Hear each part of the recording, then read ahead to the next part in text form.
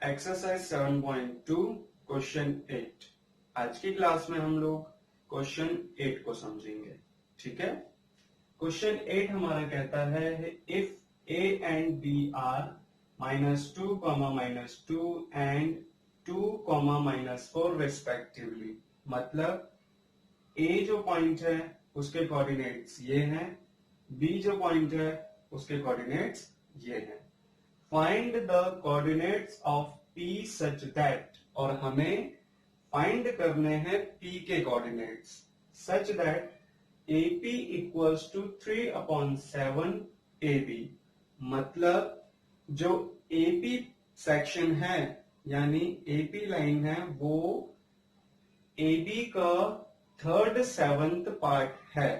ठीक है, and P lies on the line segment AB, और जो P पॉइंट है वो AB लाइन पर लाई करता है, वेरी करता है। ठीक है, तो अब हम इसका आंसर देना शुरू करेंगे, लेकिन पहले वो लिखेंगे जो हमें गिवन है चीजें, उसके बाद जो चीजें फाइंड करनी है देन फिर देखेंगे कि कौन सा फॉर्मूला अप्लाई करना है, कैसे उसको फाइंड करना है।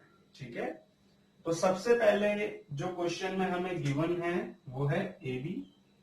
हम एक लाइन खींच लेते हैं और जिसके पॉइंट्स हैं AB, और A पॉइंट के और B पॉइंट के जो कोऑर्डिनेट्स हैं वो है -2, -2, और B के जो कोऑर्डिनेट्स हैं वो हैं 2, -4। इस तरीके से हमारे कोऑर्डिनेट्स यहाँ पे दिए हुए हैं। अब इसने बोला जो P पॉइंट है वो AB पर कहीं ना कहीं आता है। अब हम मान लेते हैं वो यहां पर आता है, यह है P, और इसके हमें कोऑर्डिनेट्स फाइंड करने हैं। ठीक है, इस तरीके से इसके कोऑर्डिनेट्स फाइंड करने हैं। और वो ये भी कहता है जो AP है वो पूरे के पूरे AB का 3rd/7th पार्ट है। मींस कि ये जो पूरी की पूरी AB लाइन है वो 7 है, और जो AP है वो है 3/7। मतलब 7 में से 3 पार्ट AP का है, तो बचा हुआ पार्ट PB है, और PB कितना हो जाएगा 7 - 3 = 4।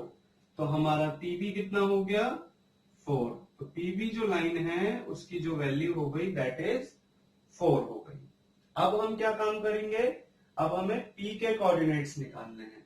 तो हम ये देखेंगे कि इस सॉल्यूशन में हम कौन से फॉर्मूला का यूज कर सकते हैं। तो इस सॉल्यूशन में हम सेक्शन फॉर्मूला का यूज करेंगे। कैसे? By section formula. हम सेक्शन फॉर्मूला का यूज क्यों कर रहे हैं?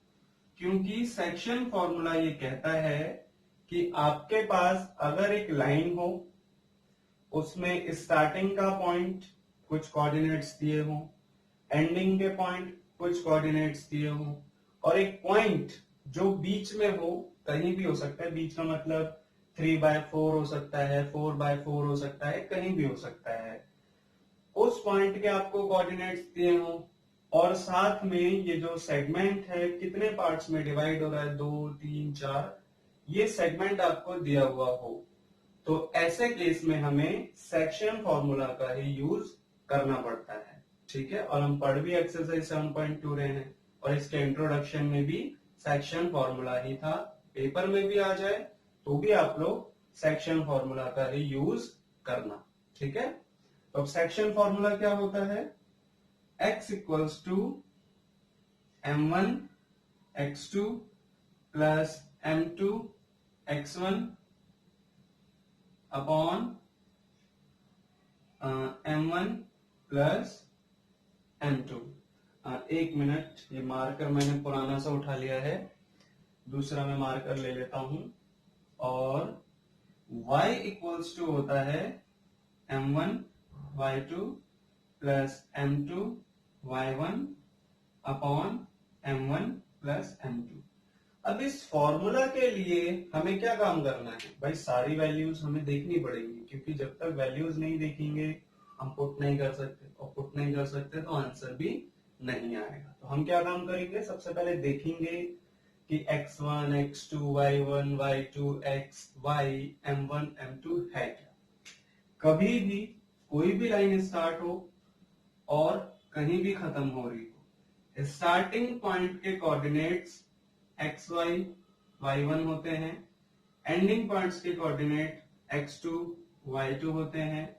मिड पे कोई पॉइंट है, चाहे वो एक बार हो, दो बार हो, तीन बार हो, क्योंकि ये पॉइंट ही तो इस लाइन सेगमेंट को तोड़ रहा है, ब्रेक कर रहा है, इसीलिए हम यहाँ पे सेक्शन फॉर्मूला लगाते हैं। कभी भी कोई भी लाइन सेगमेंट पूरी की पूरी ब्रेक हो जाए तो उस केस में हमें सेक्शन फॉर्मूला का यूज करना पड़ता है, इसीलिए हम यहाँ पे सेक्शन फॉर्मूला लगा रहे हैं।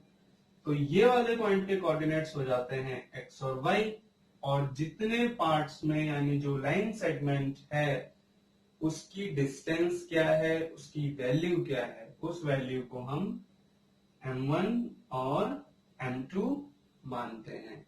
ठीक है, फॉर्मूला के अकॉर्डिंग। तो m1 है, m2 है, x1, y1, x2, y2 हमें फाइंड xy करना है, वैल्यूज को फॉर्मूला में पुट कर देंगे। तो x हमें दिया नहीं है, x ही हमें फाइंड करना है। m1 है 3 और x2 है 2, m2 है 4, x1 है -2, ठीक है, अपॉन m1 प्लस m2। इसी तरीके से हम y लिख लेंगे। y2 क्या है हमारा, सॉरी m1 क्या है 3 और y2 है हमारा -4 प्लस 4, y1 है हमारा -2 अपॉन 3 प्लस 4। अब इसको सॉल्व कर लेंगे। 3 2 जा 6 प्लस 4 2 जा 8, सॉरी प्लस की जगह यहाँ -8 आ जाएगा अपॉन 7 इक्वल्स टू 3 4 जा 12 -4 2 जा 8, और ये आ जाएगा 7 equals to -2 upon 7 equals to -20 upon 7। तो इस तरीके से हमें x और y के कोऑर्डिनेट्स फाइंड करने थे। तो x के कोऑर्डिनेट हो जाएंगे -2 अपॉन 7 और y के कोऑर्डिनेट हो जाएंगे -20 अपॉन 7।